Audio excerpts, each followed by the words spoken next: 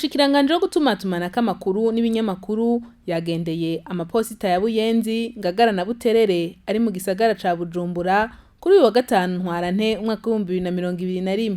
Hari mu ntumbero yo kuraba aho ayo maposita agejeje kwitegurira umugambi wa Posita Bank no kuraba ibikorwa vy'ayo maposita biriko birarangurwa muri kino gihe. Umushikiranganji Chantal Nijimbere aratubwira uko yabisanze.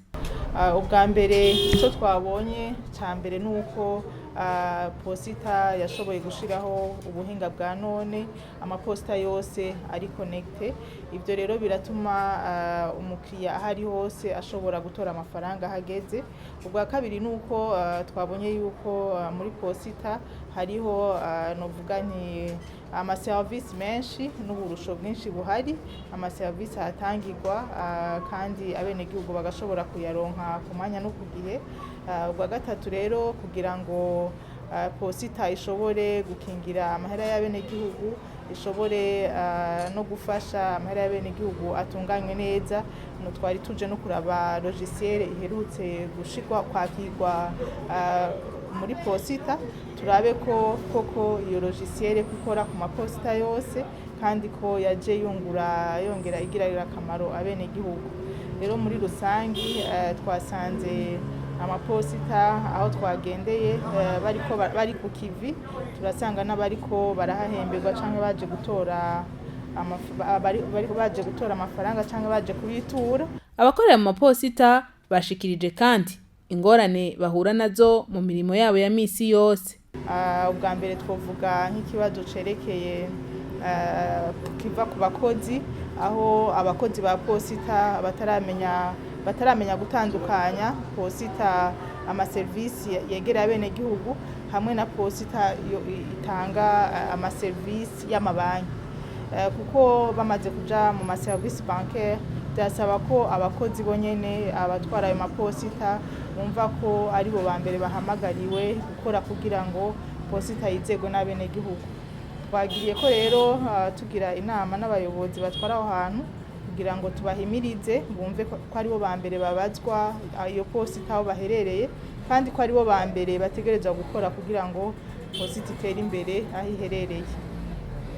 Ubugira kabiri twasanze bafise ikibazo kijanye n'amatara, kubura amatara kenshi kuko ama agence amwe akorera hagati mu makartier, ugasanga muri iyo quartier habuze amatara, posita imashini zica zizima ko no ngaho kuri ivyo biro haca amatara acabura.